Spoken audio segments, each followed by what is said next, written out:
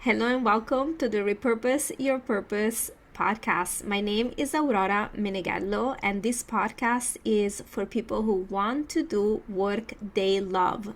So, whether you're thinking about changing careers but you're not sure what you want to do next, or you're up leveling and want to grow in your current field, I have something special for you today. I have a guest here to talk with me about something I'm very passionate about called degrowth. So let's welcome Steve Rocco. Hi, Steve. Hi, how are you? Thank you. Thank you so much for joining me and for talking about degrowth. In my experience, I found when I mention it, like very few people have heard about it. But then when I share a little bit more about it, everybody's like, yes, that makes so much sense. So, before we get into it, can you just tell us very quickly, what you do, so everybody here that doesn't know you gets a sense of your expertise? Sure. I've worked in finance since I finished at the university for been a very, up in the 90s, late 90s, in all different kinds of finance at very simple.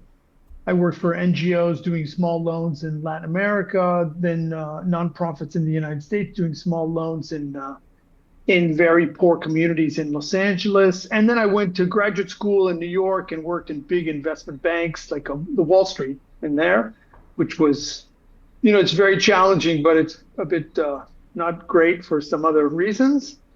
And then I got into sustainable finance, impact finance, and this kind of stuff like this. And I still do today with the group. We primarily work with agricultural companies in sub-Saharan Africa who are trying to expand, grow, and we help them find structure, the capital that they can get from lenders, investors, things like that. And then the degrowth is kind of like an offshoot of that idea. So, what is degrowth? Can you explain it a little bit to I everybody can. here?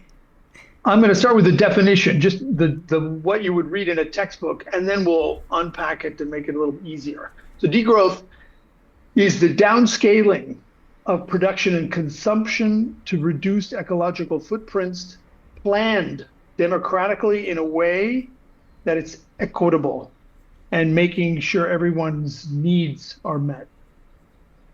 Wow. Okay. So, no more continuous growth, No. equitable, democratic. Equitable meaning that that it's done democratically is that everyone comes together and decides, okay, how are we going to kind of downscale the production and Hmm. consumption, right? There are two sides.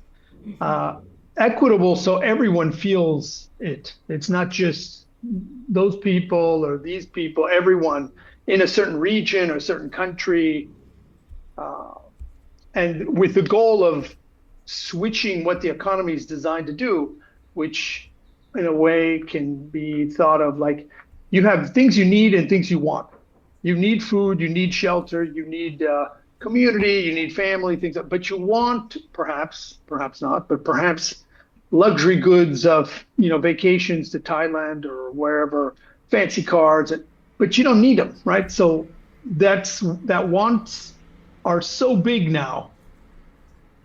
The scale is so big that it's pushing us to overconsume, and it's causing problems all over the planet. All the climate change, all these other things you read about, plastic in the ocean, uh, biodiversity loss, you know, deforestation. It's all a result. All of those are a result of the overconsumption. So once Okay. you, I have a question. Okay. I have many questions here that come up for me. The first one is, well, can we just do it all sustainably, like green growth? Can we just do it like that ecologically and keep it growing? would be great. That would be perfect. If that worked, it would be great because then it would be we wouldn't have to do it. There would be no pain. There'd be no transition. It'd be pretty easy. But unfortunately, the science and the data behind that, it just shows that it's not deep enough and more importantly, not fast enough. So what that means, green growth really means that you can grow your economy and it's called something decouple. And just deconnect from the emissions and all the bad things. So you can keep growing without all the bad things. And to a certain extent, a lot of countries, Northern European countries, so, maybe Italy and Spain, everyone's done it, but it's possible. The problem is it takes a long time. And at least the last time I looked in detail, we could get to some kind of sustainable point. But it's going to be like 300 years from now because it's not fast enough. Because most of the supply chains are in Africa or Latin America, and where the controls and things are not the same. So it just doesn't work. So as much as it sounds good. So look, for me, when I read about it, it made sense right away. Like, it makes sense that there are limits to growth, like there's limits to everything. And it makes sense that we live in an ecosystem, and an ecosystem has to have a certain balance. And an ecosystem is not designed to constantly grow and more, and especially only the things we like and not the things we don't like. So to me, it makes very much sense, this idea of balance. But also, I'm not in finance, right? That's never been my vocation. So what I find really interesting is that that's your background, that's what you got into it, and that's what you do. And also that you co-founded the Arketa Institute, and you'll tell us what that means as well, the name, for post-growth. That's really about bringing these ideas to people who work in finance. Because exactly right. Right? These are the people, like, it's sort of like the hippies like me. We're not necessarily the ones that need to buy into this as much as the people who are working in finance. So I'm kind of curious if you can start with like what Arketa means, but also like how can, what is the problem with the understanding of finance that we have versus what you think is the understanding we need? Sure. So it's a think tank. It's a nonprofit, and the word comes from Greek for enough. So that's enough. And the mission is quite simple: to normalize the conversation, not so much on degrowth, because that word is so difficult to navigate. It's a very difficult word to use and explain. So we just say our mission is to normalize the conversation on ecological economics, which sounds a lot more safer, more cute. You don't have a heart attack when you hear it. And we're doing it with the investment community, finance people, however you want to describe them, right? Because then the question is, well, why there? Why not the transport business or the food business or something else? First, that's our business, so we know it. But second, there's some logic to focusing on that area. There's a woman who is, I want to say she's a Venezuelan professor, Carlota Perez. And to make a long story short, she has done a lot of work and books on this idea that to make everything you see when you look outside your window, we've done three things at the same time. We've had technology or technological innovation, right? The internet. But before that, it was a car. Before that was pencils. Before that was, all these things going back a couple hundred years. We had money or capital going behind those innovations, trying to capture that growth, right? Funding startups, but funding railroads before that, and so forth and so on. So that's pretty clear. And then thirdly, you have the kind of the government or the public sphere that's running behind, trying to manage this transition in some way. And there's plenty of examples. You had people, when we went to the cars, you had people, thousands of businesses that were for horse and buggies. That whole business, that whole sector disappeared. And the government was there trying to figure out what to do with the people that were in that sector. Now you have AI, you have the people that are going to get laid off from AI, et cetera. It's the same concept. And she's the one that's kind of written this up. So if you can focus on the money and what it's driving for, we think you can have a disproportional effect on where the trajectory is, because the money is the fuel for the rocket, right, in a way. So that's why we picked this sector. So I want to, and I'll put it in the show notes. I'm going to put a link to your think tank, but also to the first publication that you published there. That's called By Disaster or Design. And there's also a webinar recording there. I haven't watched the webinar recording, but I really enjoyed reading the report. And I think it's really interesting to me, some of the things there that you share. And I was wondering if you can talk a little bit about it. One of the things is this idea of the principles that now are present in the finance world. Like, what do they think about economics? Like you call it neoclassical economics. And actually some of the principle for post-growth finance.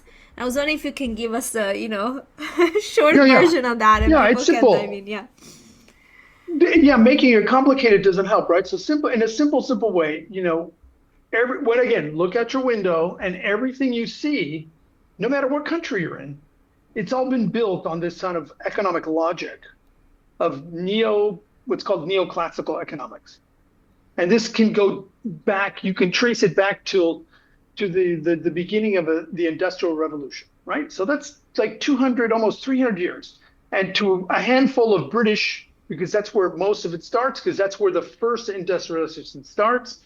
Adam Smith is the one that everyone's heard of and read about, and his idea of this invisible hand and things like this.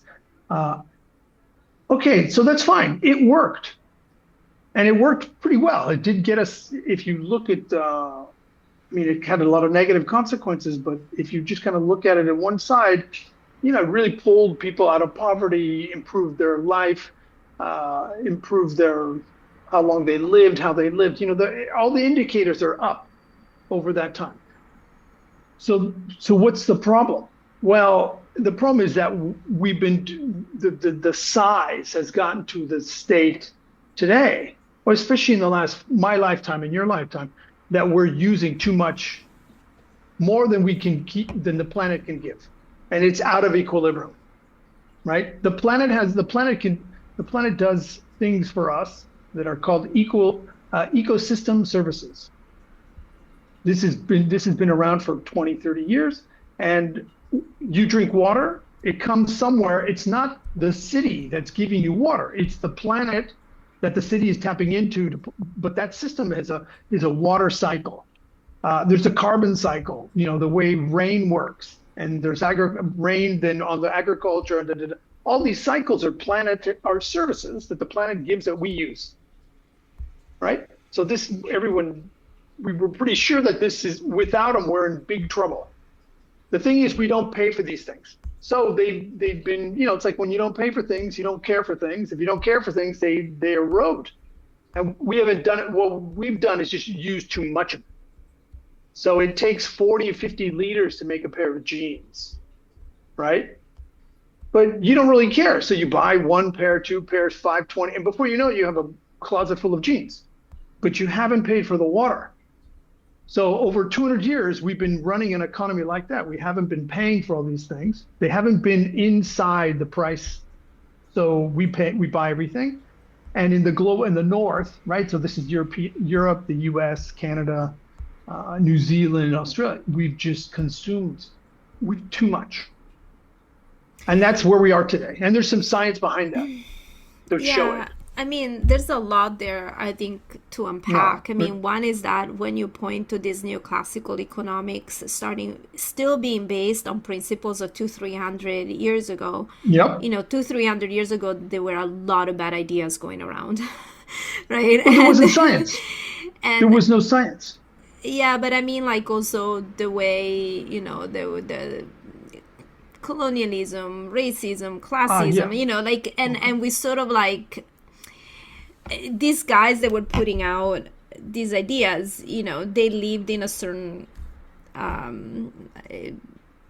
society, and their things. So I think we kept this economic thinking, and yes, we talk about everything else, but it's quite I don't know, I find it very naive that we think we can keep it without really thinking that, well, maybe we need to really get rid of a lot of this thinking that came from the same toxic soup, And when I mean toxic soup, is also this idea of separation that you're pointing out to, and the idea that, oh, if there's no money involved, so we don't count it, which is also the thing that I like about degrowth, that it puts everything together. It talks about people's rights. It talks about climate. It talks about economic justice, right? It puts it together, and it also makes space for things like, labor that is not even considered labor, like caregiving. So I think like it's a shift that goes from separation to connection or to interconnection that I find is really it's what we need, but it's also is beautiful that degrowth, the way it articulates it, I think it's really powerful. Yeah, the economics from that day, they made sense for that moment, but they were built, like you said, I didn't mention it, but they're built on all sorts of stuff that today you're like, are you crazy? Yeah. White people were on top, men were on the top of that. Slavery was built into the system. Right. Colonization was, of course, that's where the resources came from. That's why you had colonies, etc. It's all this machine. The thing is, it hasn't really changed. The thinking they've cleaned it up, right? The image has been cleaned. We've kind of managed to, give the colonies back. All these things that you could say are happening to a certain degree, but still the basic ideas are the same. And then and while that's happening, the science went from behind, like there was no science when this was being thought of, to today, the economics is now way behind in terms of science. Today, you look at us, look what we're doing here. It's amazing. Right. It's just amazing that we can have a conversation like this. Right. It's science. So that the ecological economics, which is kind of the next kind of wave of what economics should look like, that incorporates the science. Yeah. And the degrowth is kind of a product of that thinking, going, okay, how are we going to manage all these people on this planet?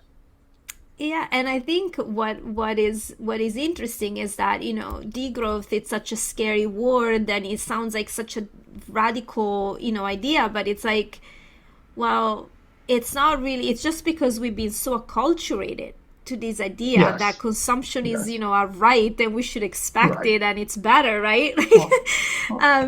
So anyway, we were, I want to share right here before recording, we were having these conversations about, degrowth metaphors. And one of the things we were talking about is like, you can really think about when you go out with your friends, and you were saying you can go out, you want to go out with your friends and having fun all the time, and then you don't clean the bathroom, right? And at some point you realize like, wow, I really like to keep my bathroom clean, and it gets very boring if I'm doing this thing with my friends. It's not very healthy, right? And so we really like don't see that from the planet until it's like almost too late. It's very hard to have that sense when we deal with really big numbers or big phenomenon, but it's the same thing. It helps us to stay within limits and to take care of what we have, right? And we can see it.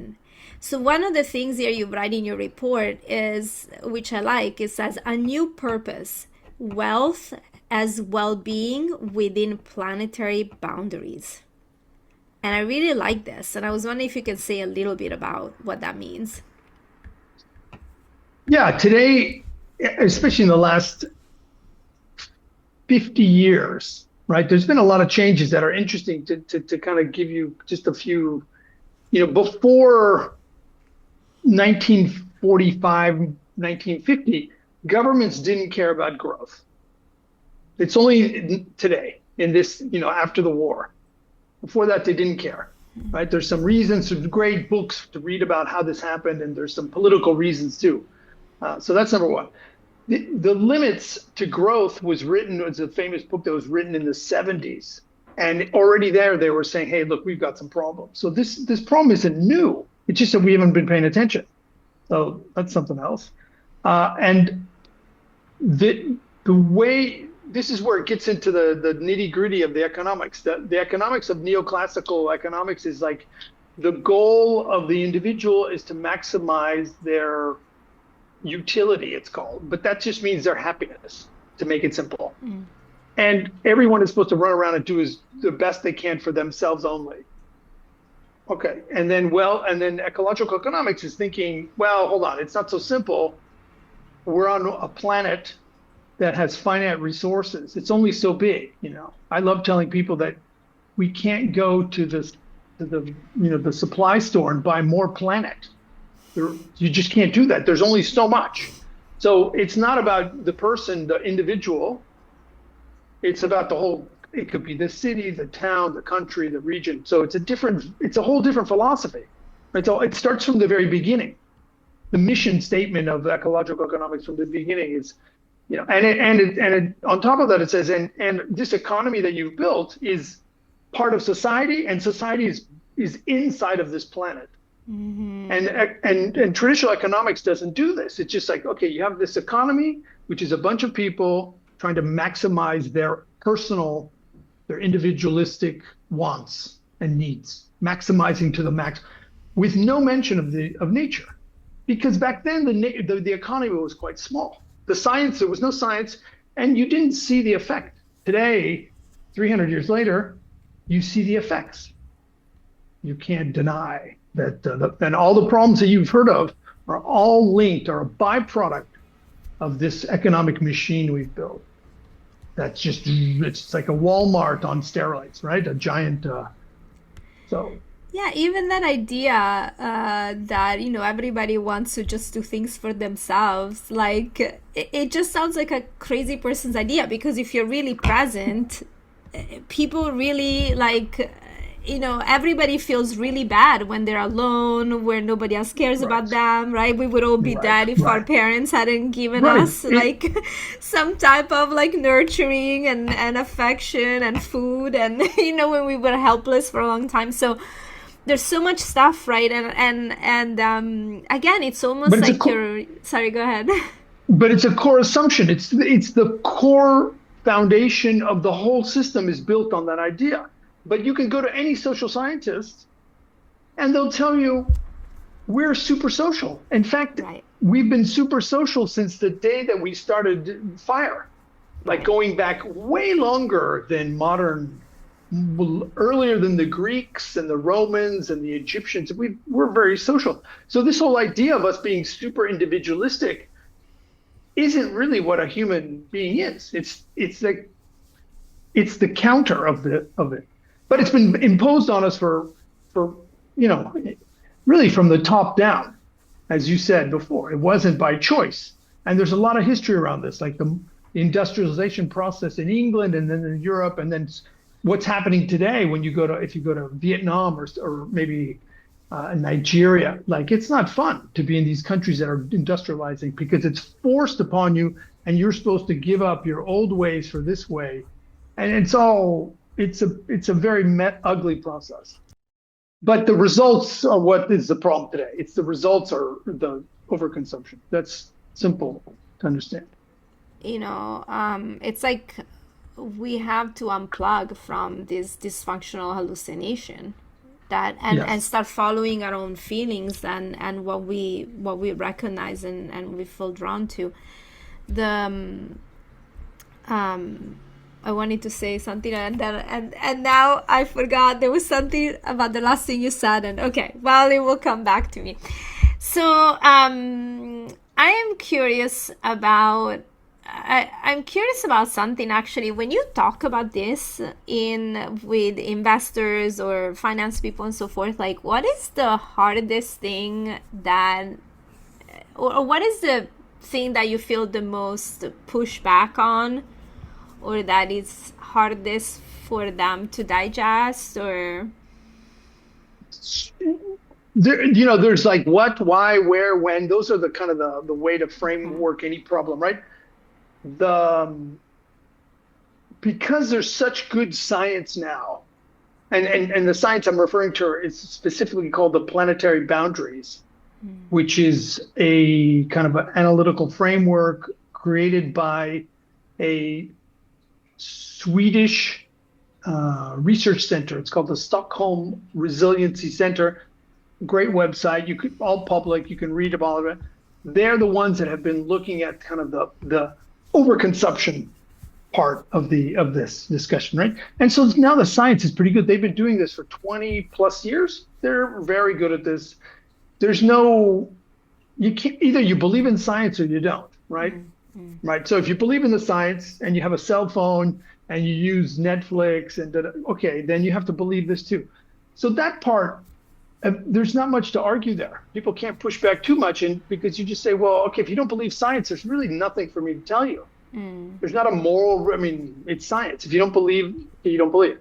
Once you get through that, then the question is how's this going to happen? That's the tricky part, because we don't know.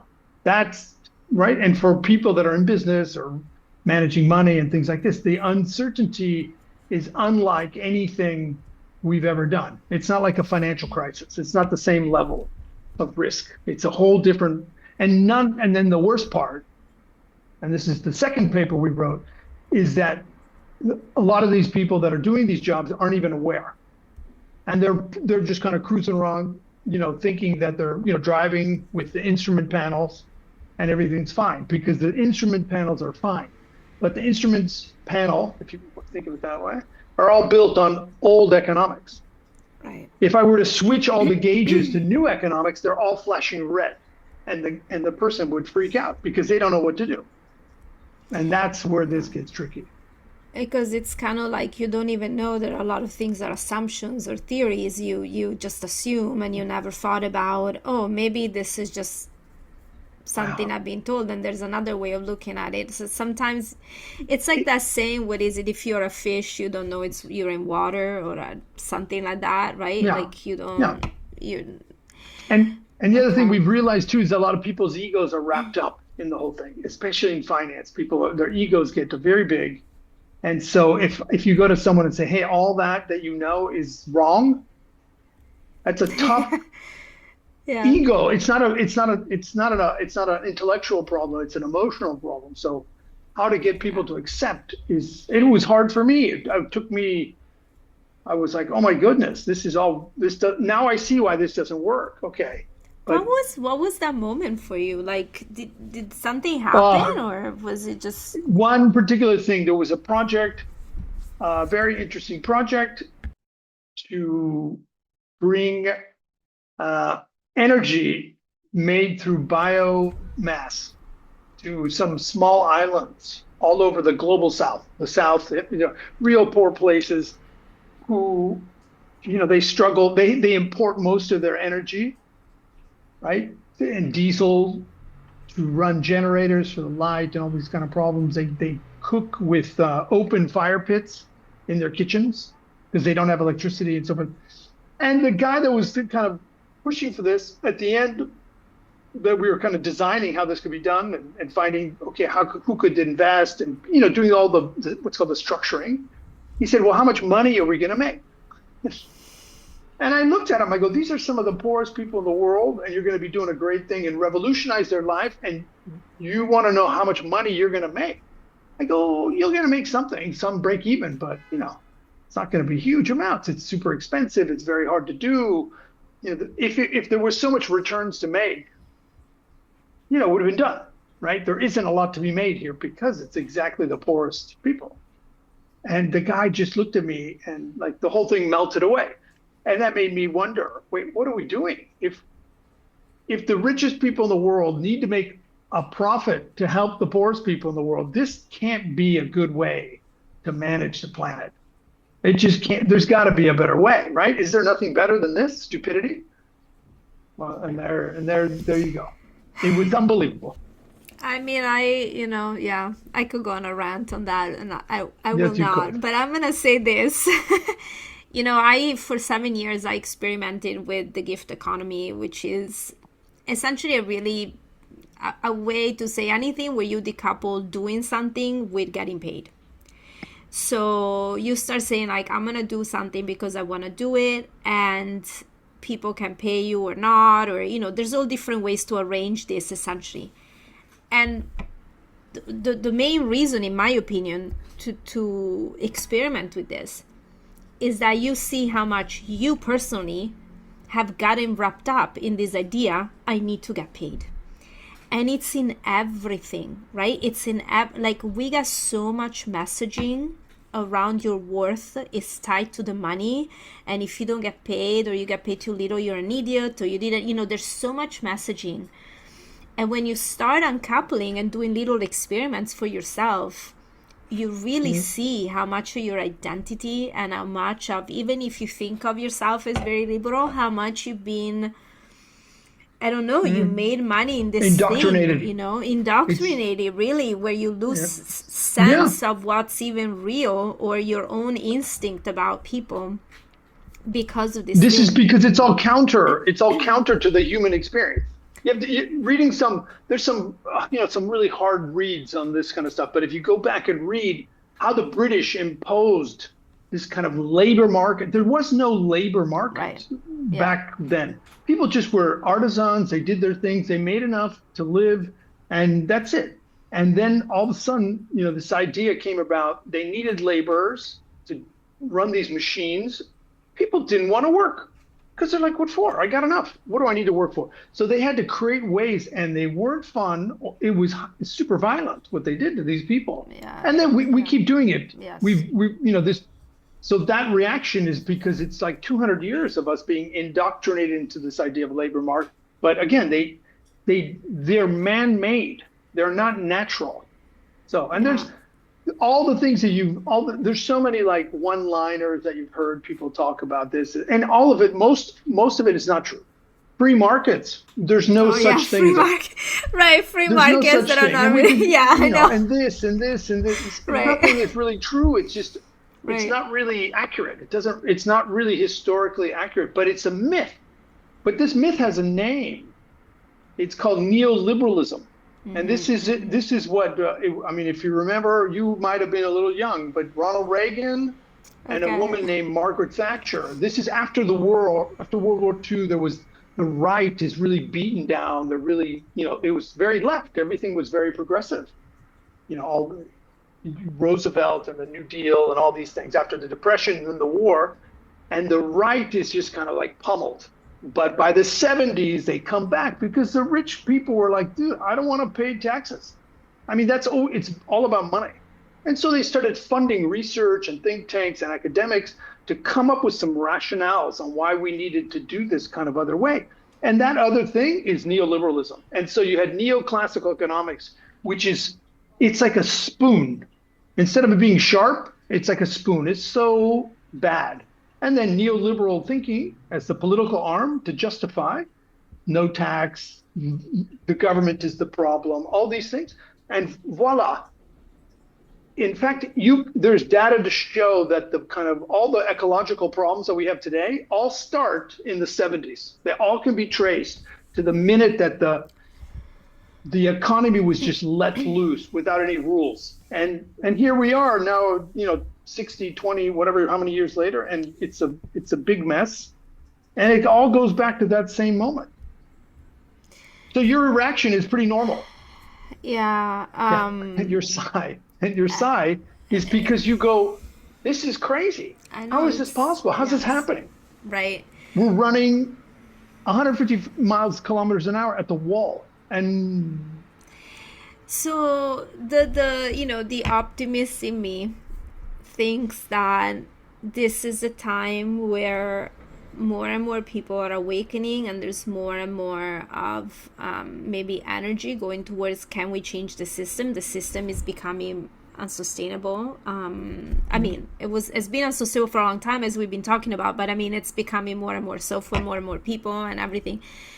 And I wonder, how do you see this conversation in the context of work in the future? I know Degrowth talks about universal basic income. It talks about public jobs. It talks about measuring GDP differently. So I wonder if you can share some thoughts you might have, or that people in the field have, about the future of work. Yeah. I mean, it's all kind of like a big, Yeah, no we one don't know. knows. We're creating it, We don't right? know. That's Yeah. obvious, Yeah. right? We don't. But if you pick up the best scenario or the best case, which is by design, that's why our first report is by design. You imagine you reach a point where there's political will, young people, for example, where like, that's it, I'm voting for the ecologists, right? Let's just assume that. And then it's that there's bits of that happening. You had in the UK, you had some recent elections of they weren't the Labour Party, it's like the Green Party or someone much more to the, not so much the left, but more ecological, right? Which is another problem we have, is like, why should keeping the planet in order be left or right? I don't understand why that has become some left idea. Republicans the right is supposed to want to conserve things. Well, you're not conserving anything, but that's something else. Yeah. So what could happen is, you get these kind of more ecological parties coming in. You can imagine what could happen. The idea would be, if someone gave me a kind of a whiteboard to do it, it's like, okay, we would have a planned transition, right? Because that's the best way to manage it. And in fact, the private sector is incapable of doing it. They don't know. They're not built for this. The government is. So, think of the planning that was done by the Americans during World War II to arm the Allies against the Germans and the Japanese. It was industrial planning at some level, organized, very rigid. Okay, you're doing this. It's very coordinated. Imagine like that. That's what I can imagine. And then what are the jobs there? Well, what do we need and what do we want? The things we need, we're going to keep doing that. We need food, we need water, we need shelter, we need education, we need culture, theater, da-da-da. Do we need, some fancy cars? Probably not. Do we need, a lot of this or that? I mean, you can start seeing what sectors are going to be around and what aren't, not because we don't want them, because people just say, okay, we don't need this. So the job market would just shift on that. The income, the universal basic income, is just to cover people that kind of, there won't be the same level of employment. There won't be, if the size of the economy shrinks, the level of jobs shrink, so everything shrinks. What are those people going to do? That's the universal income, is to cover that. And then the people that work less. Why should we be working so hard if we have so much technology and we're so smart in 2026? Harder today than we did 100 years ago. It's like it just what fell is backwards. it? Yeah, it's like that Dave Graeber's, am I saying it right? Famous essay, Bullshit Jobs. You know that? Yeah. I have to put I've heard of it, yeah. I have to put the link on that too.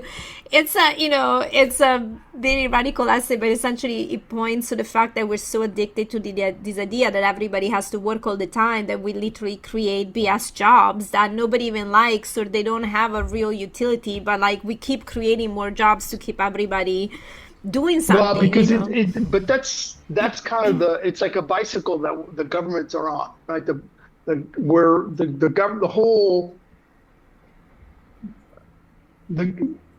economies are built in a way that they have to grow. They have to grow. They can't. Right. There's no off ramp for this kind of degrowth because we've never done it. Because so that's where it's good, because the system has to be okay. Well, and it's all flawed. That's the thing. It's all not accurate. Like that the government makes money through taxes. This isn't actually correct. It's not really what happens, but that's what we think happens. And what happens? You work, you pay your taxes. The government then spends to send my kids to the school. That's actually not what happens. It's not a tax and spend. This is an illusion. It's really what happens is the government, especially in the North, right? This is where it gets a little more tricky, but America, US, the Europeans, they just print the money. It's through a private bank, prints the money, gives you a loan, and things just get done and get paid for. There's no tax and spend. So there's all these kind of things that have been built up over time. They're myths almost. And then, so now you have policymakers that are like, I don't know what to do, because they don't know, and there's political parties are behind them with these ideas and these slogans. So it's a really tricky. Yeah. So That's why you need some different yeah. political actors. You really need some different political actors. What I'm interested in from, from my perspective or what I do is that everything we build is built on some beliefs or assumptions, and understandings, and agreements. And so, in my work, I work a lot with people who are not sure what they want to do next. So we're dealing with uncertainty. And Mhm. sometimes the not being sure, it's a matter of digging deeper and see what assumptions you are carrying that is stopping you from actually listening to something that at a deeper level is calling you, or you need to do, or you need, or you want, or whatever, right? And I think like that works at the individual level, and then it works at the collective level. So if, what I like about your work is that when you talk about the principles that the economy is built on, and how those principles are not principles that we have to live with, that actually there are other ways of seeing things, and in fact those might be negative or not true, and so forth, that like you're going to the root of the problem. And when you have the right set of principles, or healthy set of principles, or more helpful or more effective set of principles, then you can start building a system that works, because everything is built from that root. And if the root, it's Mhm. like a foundation of a house, Yeah, or absolutely. the map. If you have the wrong map, you're never going to find your way to where you want to go. You got to have the right map. So whatever Yeah. Yeah, metaphor yeah. we want to use. So I think that's And what's really interesting to me. And so, sorry, to just tie to the jobs of the future. So if we, and I recorded a short podcast episode that I published last week, so if anybody's watching this, you can listen to that. I talk more about my thoughts about this. As long as we see work as just like a set of tasks you do so that you get money, we're going to build a certain type of economy, and we're going to put out certain type of jobs and do certain things. But if we start seeing work as way we relate to each other, and we have meaning, or work as not just something that you get paid for, but like caregiving and so forth, like there's so many other ways that we can get to the root of even how we think consciously about work. And Mhm. that might change not just what kind of work we want to do, but how governments and companies and so forth like organize around work. Mm. Yeah, and that's why it's not all, as much as I'm not super Mr. Optimistic all the time. It's we're it's not we have everything we need. We really don't need more technology. Not really. There might be some very specific things that need some sort of next level, software or something like that, but not really. We have more than enough money. There's no lack of money or capital. This is another illusion, because it kind of reinforces a certain power dynamic between the guy with the money and the people that need it, and da da da. Colonialism is kind of all. It's really what's missing is just the creativity to figure out, okay, and the decision that we're going to do it. Because for me, the best example of this is, and I know I've had people tell me it's a bad one, but I can't find a better one. Is the war? Is World War II? Like, the threat was so obvious that it was okay. Everything else is secondary. This is the priority, and we're just not there yet, right? So once we get to that point, we're like, this is the problem. I don't think it'll be that tough, because it'll just get organized. It's just a big organizational project management plan, and that's how the war was won. The war, was won by super planning, and the Americans getting very organized, and then because there's So no other way to do this. It's when you're the other talking, way could be individual. The other approach, and there's some other people think a different way, that it could be at this kind of what people are referring to as bioregional levels. And so what all that means in a simple way, it's like if you see where you are living, you live in a certain zone where there's water, there's food, and so forth. That's all kind of within your region. And if that region works, that's what you need. You need that region to work for you, and it keeps going, and it's sustainable. And so that's another. So it's either this big, massive project or individual projects, a bit of both. Who knows? but it's all doable. Yeah. So, I think, when we use the word post-growth or degrowth, it's an umbrella word that then within that there are many different people working in different variations or parts of it, Yeah, right?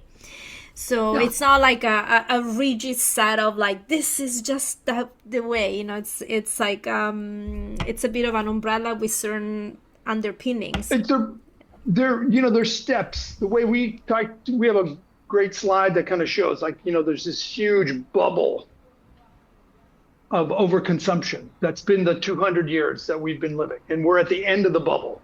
And then you have this kind of the end of the bubble or the end of the wave, let's say, and that's degrowth. It's when everything has to be kind of compressed to be sustainable. And sustainability, that's another thing that people need to think about. If you ask people what they think about sustainability, there shouldn't be 50 different answers. There should be one answer. It's like you and I should be able to do something, and then whatever that is that we're doing, we should be able to hand that to our kids, and then they should hand it to their kids. That's sustainability.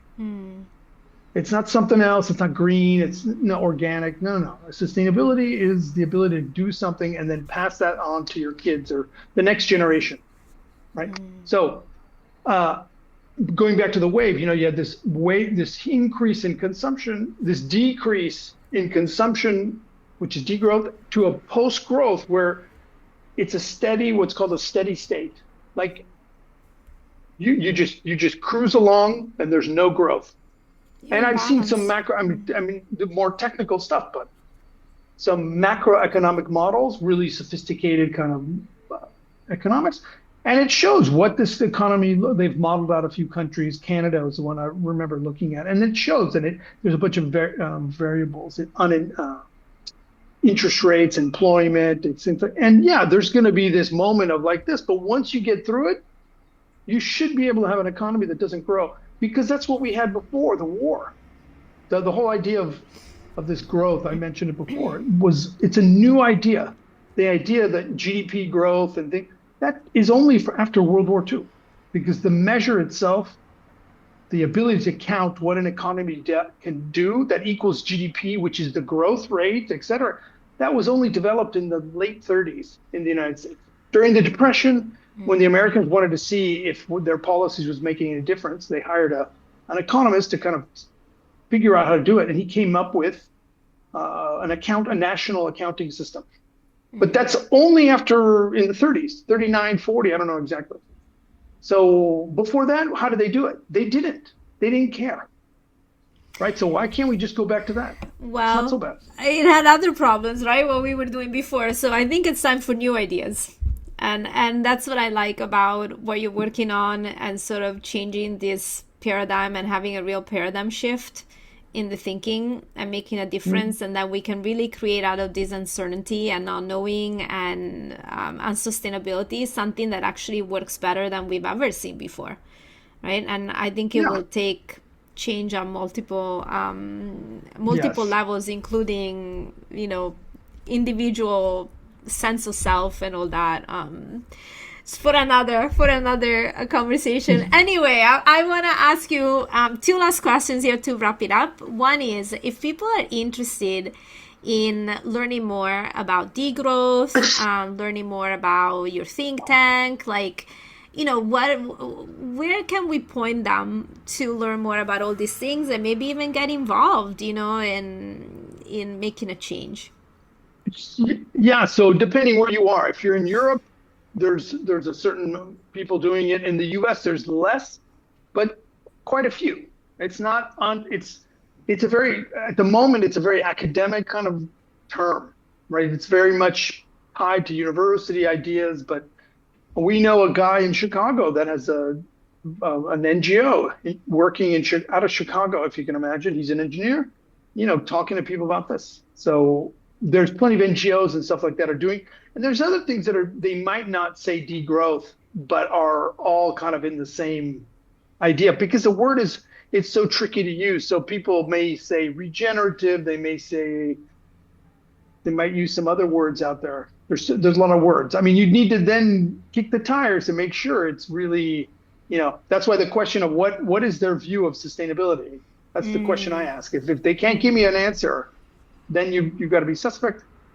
So there's plenty of university programs. There's donut economics, which is another kind of variation of this, but it's essentially ecological economics. It's a basic. And I know there's a donut economics NGO in California, for example. They were just starting a couple of years ago. And then in Europe, it's a bit different because it's more established. It's more been around longer. The Europeans have a different relationship with growth and capitalism. So, because all these ideas are really pointing at the finger at capitalism and saying, hey, this is just not working anymore. Can we change it? And remember, we're just using a version of capitalism. It's not there's not one, there's multiple versions. This one is the one we're using today. In Europe, then there's plenty of organizations, nonprofits, there's events, there's conferences, they're usually connected to universities, but it's much more prevalent because there has even been discussions at the European Parliament in Brussels where they're openly talking about post-growth, degrowth, the UN in Geneva. Just last week, there was a huge event on kind of post-growth, thinking about how can we move away from this kind of project to something new. So in Europe, it's much more ingrained and it's much more mainstream. No one's going to yell at you for saying that. So a couple of things and then our website, we have some stuff on our website, but that's more specific for financial professionals. I'm gonna point everybody actually to your website because I think it, especially that by design or by disaster paper, I really think it explains well what we're talking about and the underpinnings. And there are a couple of things that came to me as you were talking. One is that, we haven't mentioned that you're American, but you live in France, and the think tank is across Europe and the United States with your co-founders. So it's really how do you say, cross-Atlantic project? Well, it just worked out that way. So we have an NGO in the United States, and we'll have an association in Geneva. So it lets us do both places. Yeah. And then also, to me, I feel like this is a very exciting moment to get involved. If you are listening to this, if you're watching this, and you're not an academic, but you're building a business, you're part of a company, you're working in any industry, please check out these ideas because we need these ideas to be in all sectors of society, not to just be papers at the universities, right? That's what your work is about with the Arketa Institute. You want to bring it to the people moving all the money around because the ideas have to become mainstream, just like now mainstream is growth at all cost or green growth or whatever. So I think just because we don't know how this is going to play out, this is exactly like your paper by design. It's anything, either you intentionally create it or you default to some system, and usually it's better to intentionally get involved if you want it to go your way. So anyway, anything else you would like to leave us with, and then I'll wrap up the podcast. I think it's not all doom and gloom because it's it can't be, it won't work. We won't make this transition. If we don't do a transition, we're in deep trouble. It's very bad. So the transition has to happen by design or by disaster. It's going to happen one way or the other, right? So if it's going to happen by design, the best thing anyone can do to kind of insure themselves against all this change is to get educated on what it means, right? If you're at a company, big or small companies are at an advantageous position, I think, because they're smaller. Their footprint is smaller. If there's all of a sudden taxes for things that we can't imagine today what they're going to be taxed, but it's all to kind of lower the pressure on the environment. Small business is a pretty good place to be because it doesn't have a lot of weight, right? So there's some professions are kind of insured. Teachers, if you're a teacher, we need teachers, nurses. But should you be getting into I don't know. It's hard to oil and gas business today. Probably not a good idea. So there's more more you educate yourself. I think it helps society do the transition and helps you play a role and make your transition, your personal transition, just smoother, so you don't have to stress out so much, because it's going to be rough for sure. So get I educated. I remember what I wanted to say, and actually, I think it's a really good way for me to wrap this up. But before I say that, I want to share with everybody, this is Steve Rocco, the Arketa Institute for Post-Growth, and I'm going to put the link to the website and other things that we discussed in the show notes, so that you can do all your research and see that. Here's what came to me as you were talking about World War II and seeing everything, being an emergency and all that. When we talk about change, I think we've heard and we've seen, and maybe we've seen in our lives, that sometimes you have to reach rock bottom to kind of make a change. And we sometimes think that that's how it's supposed to be. It's supposed to be you have to reach rock bottom before you can pick yourself up. And in fact, that's not true. What happens is that we hold on so much to our way of being, or our identification, or something we thought had to be that way, that it's not until we have no more options that we let it go. And the trick to not reach rock bottom is to wake up to whatever you're holding on to, and to open yourself up to, hey, maybe there's another way. And that will save you from reaching rock bottom. So I'm going to close this saying, let's change our minds and help change the minds so we don't get to rock bottom. And we already start bringing about the change, and we don't have to feel even worse, right? And that's really my hope and my invitation. Steve, thank you so much for joining me here, for sharing all of this, and for the work you do. And everybody watching this, I'm Aurora Menegallo. It's repurposeyourpurpose.com. You can see all of the other episodes and find out more how I work with people who want to do work they love. Until next time.